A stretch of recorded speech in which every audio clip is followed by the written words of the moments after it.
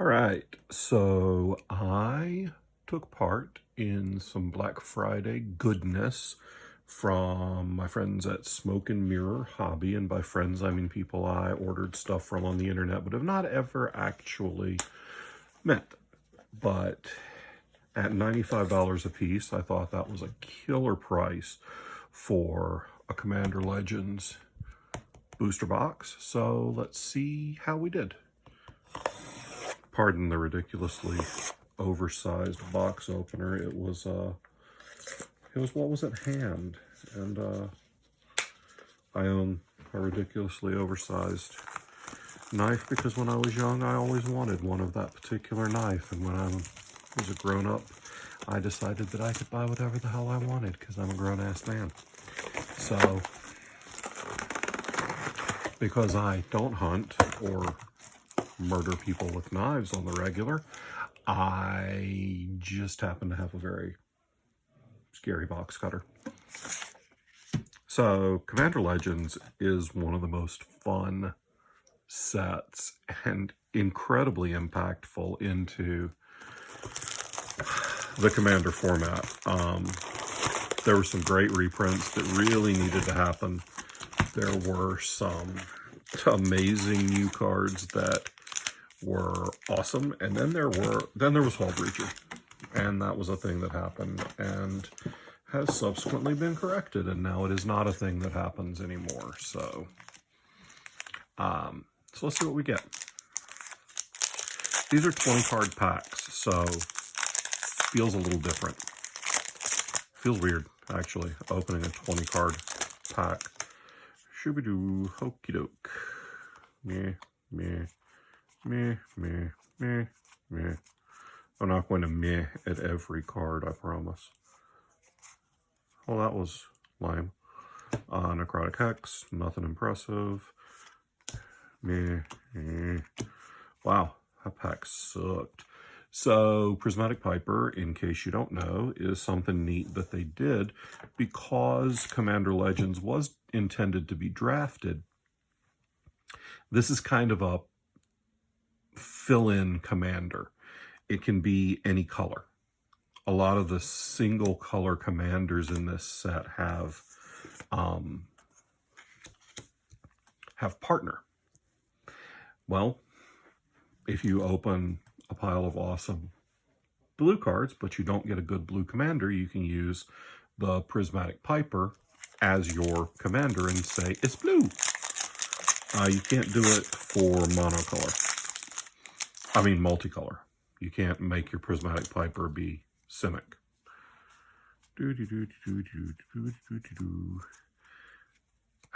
See, this is a common that I'm stashing. I'm stashing a bunch of these just because it hasn't been reprinted very often, and it's a really good card. So I thought that I should keep them. Arcane Signet, Emberwild Captain, Ikatik, Foil Thought Vessel. All right, so that's not bad. The rest of the pack is poop, though. Ugh. I mean, Emberwild Captain isn't terrible. It's just the Pillow Fort style of card. Kind of lame and red.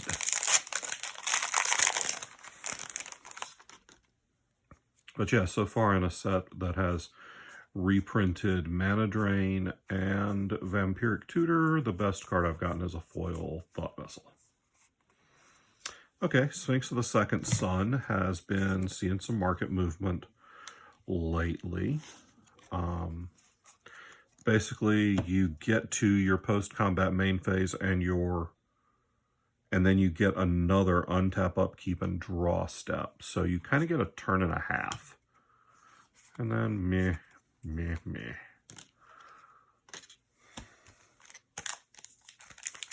Still feels super weird opening a 20 card pack like it's fake or something. I was glad to see they reprinted the diamonds, but we've got so many better options now at 2-mana rocks that they just aren't very good. Command Tower, another obvious common to keep hold of. Sakashima's Will. Tevish Sot. Hey, foil commanders played. Okay, so Tevish Sot is a few bucks. That's good. I'll probably put it in a buy list to go straight to sell. Commander's Plate is awfully cool and in foil. So you get protection from each color that's not in your Commander's color identity. So I guess that means if you're playing like Horde of Notions that you get protection from all colors. We'll see what we can get out of those. Those will go up there. Well, nah, we'll put them in the regular piles so that I can keep track of stuff and look through the whole thing later.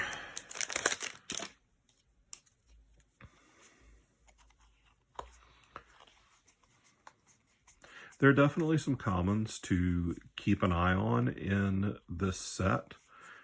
Court of Ambition is a few dollars. They reprinted Preordain, and that's several dollars most of the time. And then Command Tower, Thought Vessel. There's just a bunch of staples in the set that you should keep an eye on as you're opening. So, you don't just pitch everything that's not, see, shiny Fintornells. I hear a bunch of guys on YouTube videos call it fine Tornells, and that just doesn't make any sense to me. I don't know why they would make it a long I sound. See, Preordain. And that's a $2 or $3 card. So in the common slot, you stick it in a box, you let it sit for a couple of years without getting a reprint, and then you're onto something. Guiltless Commons is another one, because it's a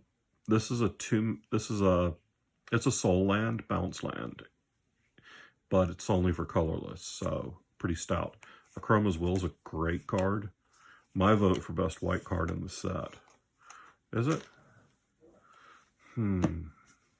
Yeah, if it's not, it's real close. Maybe Achroma, but that's the only thing I can think of that might be better.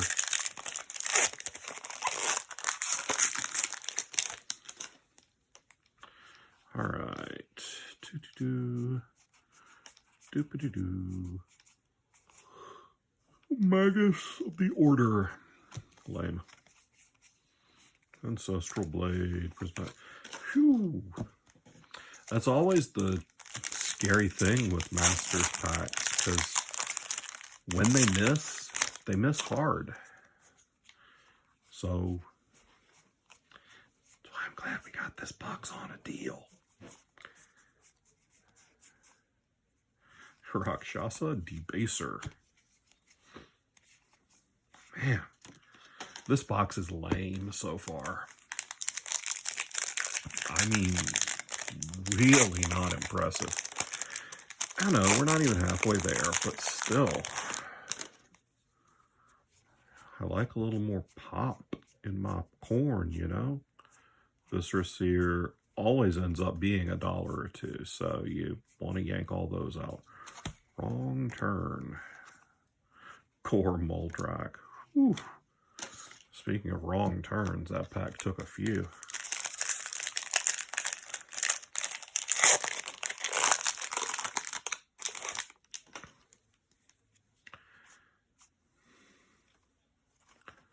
Blah, blah, blah, blah, blah, blah, blah, blah, blah, blah, blah, blah. Thought Vessel. Hey, Scroll Rack.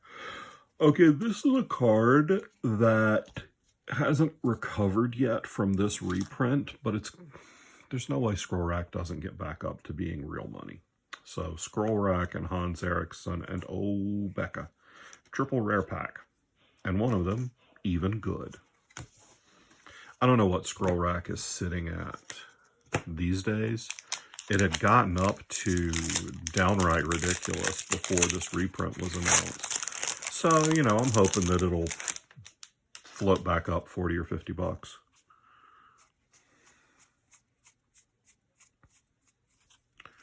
Promise of Tomorrow.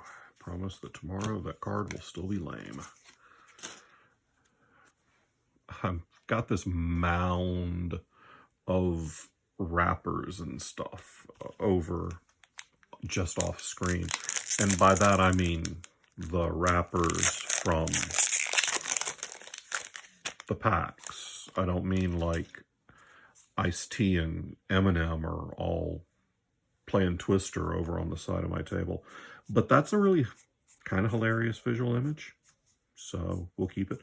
3 Visits is at several dollars, is worth more than a lot of the rares, like Blasphemous Act, which has gotten reprinted into oblivion. Yeah, so far Scroll Rack's the best thing we've seen, and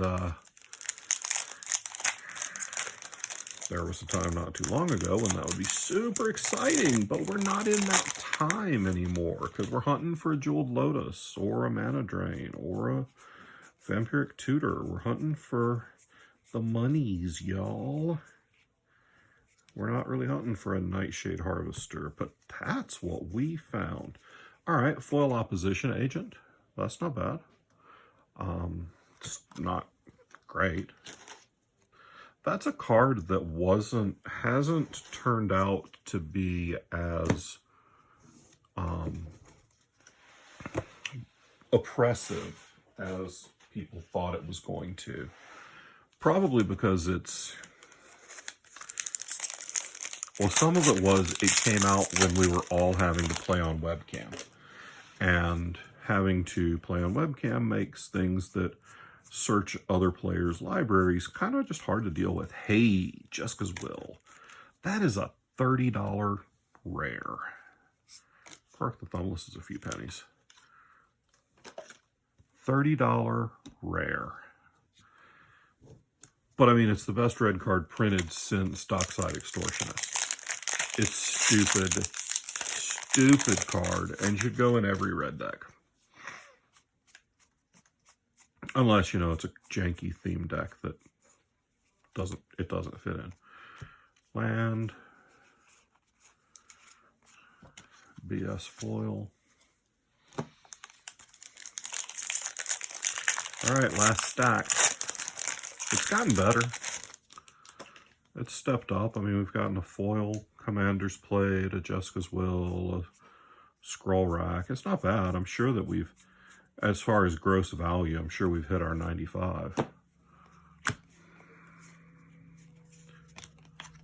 But, yeah. In a set that has every set, I guess, now has a few standout cards. So if you open a box of Modern Horizons 2 and you don't get a Ragavan, you're probably disappointed. If all of your commanders are Amareth the Lustrous, you're probably disappointed. I don't even remember what this card does. Whenever another permanent enters the battlefield under your control, look at the top card of your library. If it shares a card type with that permanent, you may reveal that card and put it into your hand. 6/6 flyer for 6. I mean, I guess it's okay. It doesn't, you know, thrill me, fill me. War Room. This card should be money long term. It's not anything yet, but tap draw. I mean, it's a fair Magic card. There's nothing unbalanced about War Room, but it's still good and should have some value to it. Horizon Stone, I think that does have a little bit of value to it. Pirate's Cutlass. Meh.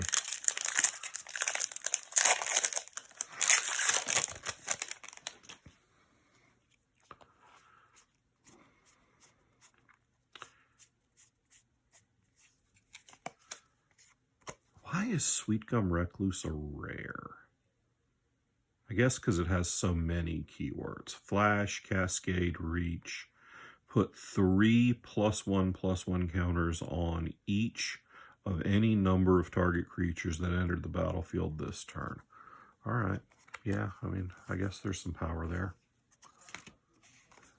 Doesn't really. It's fine. You're jumping through some hoops to make it happen, but it's fine.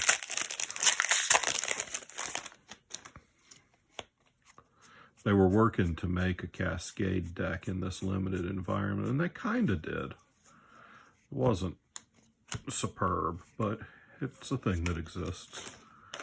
I don't think I've gotten a single one of the etched foils. And I thought I was supposed to be able to get those in this draft box. But man, I cannot remember what came where in all of the different types of boxes and things. Last pack.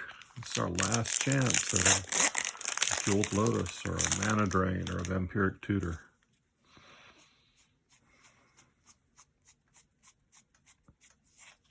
Wheel of Misfortune is good. And there, yes, that's the one of the etched foil older commanders that I've opened. Okay, so what are the foils? I don't know if Lisa, I don't think Lisa's worth anything, but I'll have to, I'll double check. And we've got an Op Agent and Commander's Plate. That's our, Thought Vessel's probably a few bucks. That's our money and foils. Then non-foil Wheel of Misfortune. Rejuvenating Springs is a few bucks. Jessica's Will is good money. 3 Visits is several dollars. I'll have to go back through my big stacks and see if I didn't miss a 3 Visits, because it being an uncommon, it's entirely possible that I did. The Crumb's Will's a few dollars. Court of Ambition is a couple of bucks. Tevish Sot's a few bucks. And the rest of this is basically bulk. All right, so do we think we got $95? I think we got really close. Jessica's Will's 30. Scroll Rack's 20. Achroma's Will, Achroma's Will is 7 or 8. Tevish Sot's a few. I think we got close. So there we are. That's what we got, kids. Thanks for watching, and I will see you next time. Peace. Or rabbits. Rabbits.